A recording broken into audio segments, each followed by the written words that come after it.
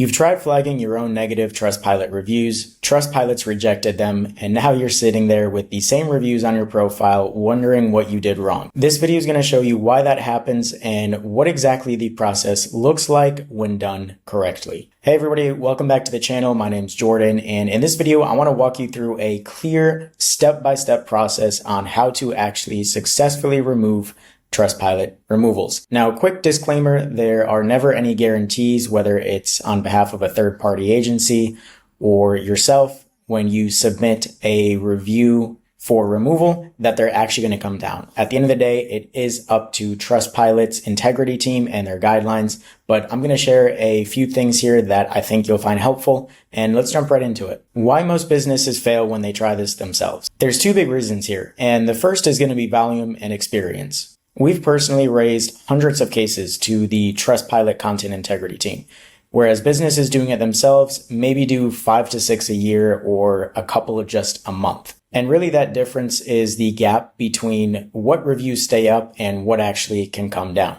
The second reason is going to be self-flagging. Now, if you've already flagged a review yourself and Trustpilot rejects it, it's going to make the second attempt significantly harder. And I actually cover this in one of my last videos more about Trustpilot in depth there, so go give that a watch if you haven't. So here's the step-by-step process that actually works. Step 1 is going to be auditing your profile, and what you're going to want to do is head on over to your profile, make sure you're logged into the correct one, maybe you have multiple, and you're going to want to triage them. Now, the reason I say that is because not every review actually qualifies to be removed. Some are genuine negative experiences, and those have to stay. What you're actually looking for here are going to be reviews that contain false factual claims, reviews from people that have no verifiable connection with you or your business, reviews that contain defamatory language, or reviews that simply break Trustpilot's guidelines. And just for an example here, I've pulled up a very well-known brand here, Gymshark, and I'm not affiliated with them, I'm not sponsored, they're not paying me to do this. But if we just take a look at their profile, they actually have a pretty poor rating here. It's a 3.2, which is quite surprising given how predominant of a brand they are. I personally own some Gymshark wear myself, and I'm quite happy with it, but each to their own. I digress. Anyhow, we're going to look at what sort of reviews can be removed here, what have to stay, and what can actually be challenged.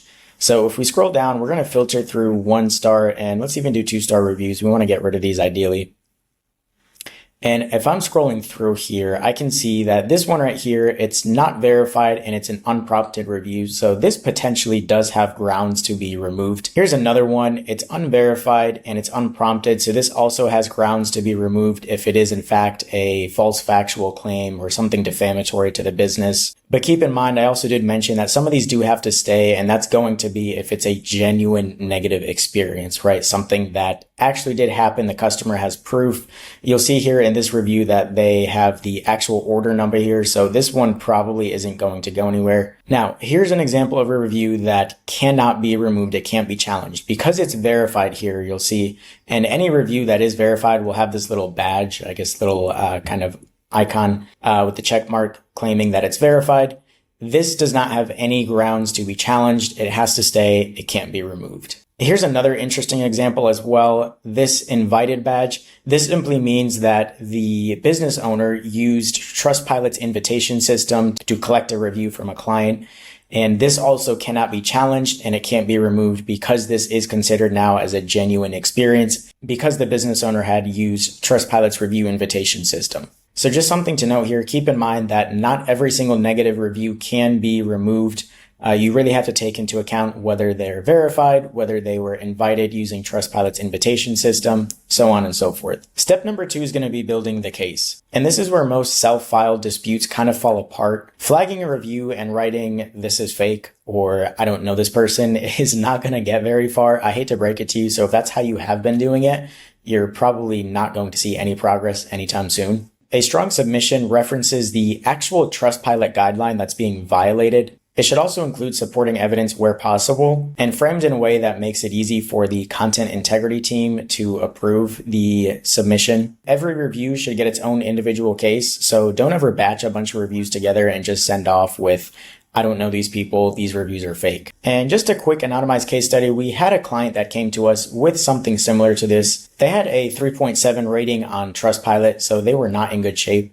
And a significant chunk of their negative reviews came from people that never even went through the program. They have no records on file, no prior experience with these clients, these so-called clients that came through and used their product, their service, whatever the case was. Some were actually posted in clusters, multiple reviews within a short window, and a lot of them with accounts with zero prior history. Then, of course, there were the classic reviews that contained defamatory language, leaking personal information, things like that, which do go against Trustpilot's guidelines. So out of every single review sitting on that page, we were actually able to identify which ones could be challenged, which ones couldn't, and we built removal cases for each review individually, not in batches. Now, the ones that had genuine complaints that were either verified, that were invited by the business owners, those had to stay and we just left alone. And sometimes it's just going to be the way it is. Not every single negative review on Trustpilot can be removed. And so within just a few weeks, the results for that particular client, we were able to get them from a 3.7 all the way up to a 4.8. And that didn't happen because we gamed the system or, manipulated the algorithm on Trustpilot. It happened because we knew exactly which reviews qualified, how to argue each case, and how to build the submission in a way that Trustpilot's integrity team could easily accept. And I've actually put down a full case study breakdown on one of our recent LinkedIn posts. Link in the description. I'll drop that below. Go check it out if you're interested. And my last point here is removal simply isn't enough. A lot of businesses focus entirely on removal and completely forget about the other side of the equation. You can remove negative reviews that actually qualify and still not see much movement with your overall Trustpilot score rating, simply because you're not actively adding or collecting positive reviews. At the end of the day, removal only clears out what doesn't belong, but your overall rating is actually a reflection on everything on that Trustpilot profile. So if you remove like a dozen negative reviews on your Trustpilot profile and you have no new positive reviews coming in, movement's really going to be limited. And what we do at Media Removal is we actually run both at the same time. We have removal on one side and then a compliant automated review system on the other side